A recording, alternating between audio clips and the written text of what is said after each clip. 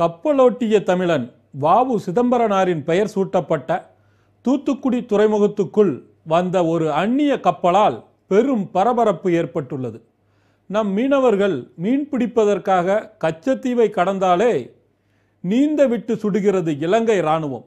ஆனால் கப்பலில் அதிநவீன ஆயுதங்களுடனும் படை வீரர்களுடனும் எந்தவித அனுமதியும் இன்றி 1 மாத காலமாக பந்தாவாக இந்திய கடல் எல்லைக்குள் சீமன் கார்டு என்ற அமெரிக்க கப்பல் வலம் வந்துள்ளது. நம் நாட்டு கடற்படையினர் கண்டுகொள்ளவில்லை. இதுதான் பலப்படுத்தப்பட்ட பாதுகாப்பா என்ற கேள்வி எழுவதை தடுக்க முடியவில்லை.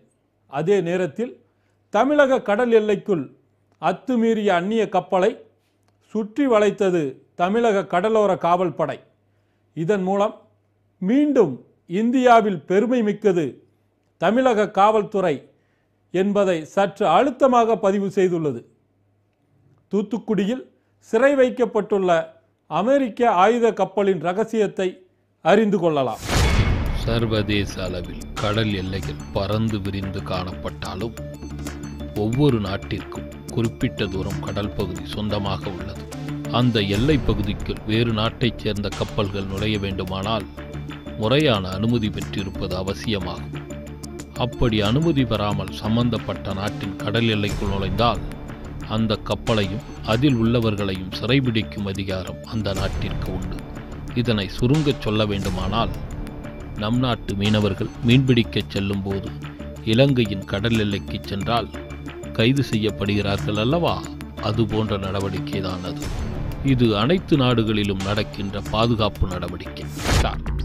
இதனைத் தொடர்ந்து அமெரிக்க தூதரக அதிகாரிகள் சிறையில் அடைக்கப்பட்டுள்ள கப்பல் ஊழியர்களை சந்தித்து நடந்த சம்பவங்கள் குறித்து கேட்டறிந்து மத்திய வெளியுறவுத்துறை அதிகாரிகளிடம் பேச்சு நடத்தி வருகின்றனர். அவர்களிடம் நடத்திய பேச்சுவார்த்தையின் விளைவாக ஜாமீன் பெற்று அனைவரும் விடுவிக்கப்பட்டுள்ளனர். அமெரிக்கா இந்தியாவின் கடல் பாதுகாப்பை உளவு பார்ப்பதற்காக தனியார் கப்பலை அனுப்பியுள்ளதாக புதிய குற்றச்சாட்டு ஒன்று முன்வைக்கப்படுகிறது. அமெரிக்கா போன்ற ஏகாதிபத்திய நாடுகள் இந்தியாவை குறிவைத்து உளவு பார்ப்பதாக பல்வேறு தகவல் தொடர்ந்து வந்து கொண்டிருக்கின்றன. ஒரு வாரத்தில் மட்டும் 2000க்கும் மேற்பட்ட தகவல்களை இந்தியாவிலிருந்து திரட்டியுள்ளதாக அமெரிக்காவுடைய உளவு பிரிவே தகவல் தெரிவிக்கக்கூடிய சூழலில் அமெரிக்க நாட்டை சார்ந்த இந்த கப்பல் இங்கு வந்தது என்பது இந்தியாவை உளவு பார்ப்பதற்காகவா? கியூ பிரிவு போலீசாரின் விசாரணையில் இந்த கப்பல் ஆயுத கடத்தலில் ஈடுபட்டது உறுதி செய்யப்பட்டிருப்பது கடும் அதிர்ச்சி அலைகளை ஏற்படுத்தியுள்ளது. அதாவது, கொச்சி துறைமுகத்தில் நடந்த சோதனையில் கப்பலில் ஆயுதம் ஏதும் இல்லை.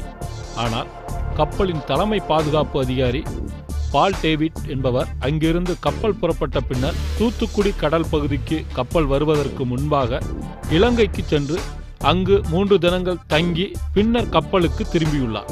அதன் பின்னர் தான் கப்பலில் இவ்வளவு ஆயுதங்கள் கண்டுபிடிக்கப்பட்டுள்ளது. எனவே இலங்கையில் இருந்து இந்த கப்பலுக்கு ஆயுதங்கள் வந்திருக்க வேண்டும் என்று போலீசார் சந்தேகிக்கின்றனர். மேலும் அணு உலை பகுதியையும் இந்த கப்பல் வட்டமிட்டதாக தகவல்கள் தெரிவிப்பதை பார்க்கும்போது இன்னும் பல ஐயப்பாடுகள் கிணறு வெட்ட பூதம் கிளம்பிய கதையாக கிளம்புவதை தவிர்க்க முடியவில்லை. அந்த அமெரிக்க கப்பலில் அமெரிக்கர்கள் யாரும் இல்லை என்பதை உறுதி செய்த பின்னர்தான் தமிழக காவல்துறையினர் தாமதமாக கைது நடவடிக்கை மேற்கொண்டதாக குற்றச்சாட்டு ஒன்று முன்வைக்கப்படுகிறது. அதே நேரத்தில் கைதான 10 மாலுமிகளில் 8 பேர் இந்தியர்கள், அதிலும் ஒருவர் தமிழகத்தைச் சேர்ந்தவர். இவர்களை மட்டும் பாளையங்கோட்டை சிறையில் அடைத்துவிட்டு வெளிநாடுகளைச் சேர்ந்த அனைத்து கைதிகளையும் வசதிகள் மிக்க புழல் ஜெயிலுக்கு அனுப்பியுள்ளதை பாரபட்சமான நடவடிக்கை என்று கடும் கண்டன குரல்கள் எழும்பியுள்ளது. நம் நாட்டின் ஜனாதிபதி அப்துல் கலாமை அவர் ஒரு இஸ்லாமியர் என்ற ஒரே காரணத்துக்காக பாதுகாப்பு சோதனை என்ற பெயரில் அவர் ஆயுதம் வைத்திருக்கிறாரா என்பதை கண்டறிய ஆடைகளை களைந்து அவமதித்த அமெரிக்கா போன்ற அதிகார மனோபாவம் கொண்ட நாட்டினருக்கு நம் ஜனநாயக நாட்டின் பாதுகாப்பை இதைவிட சரியாக உணர வைக்கக்கூடிய தருணம் அமைந்துவிடப் போவதில்லை. எனவே அமெரிக்காவில் உள்ள கப்பல் உரிமையாளரை கைது செய்ய வேண்டும் என்கிற கோரிக்கையும் தற்போது வலுப்பெற்றுள்ளது. ஆயுத கப்பல் விவகாரத்தில் கியூ பிரான்ச் போலீசார் தலையிட்டுள்ளதை பார்த்தால் இந்தியாவில் தடை செய்யப்பட்ட இயக்கத்தின் தொடர்பு ஏதாவது நிச்சயம் இதில் இருக்கும் என்றே தோன்றுகிறது. அதே நேரத்தில் இந்த கப்பல் விவகாரத்தில் இந்தியாவின் வெளியுறவு கொள்கை எப்படி செயல்படப் போகிறது என்பதையும் தமிழக மக்கள் நிச்சயம் உன்னிப்பாக கவனிக்க வேண்டும்.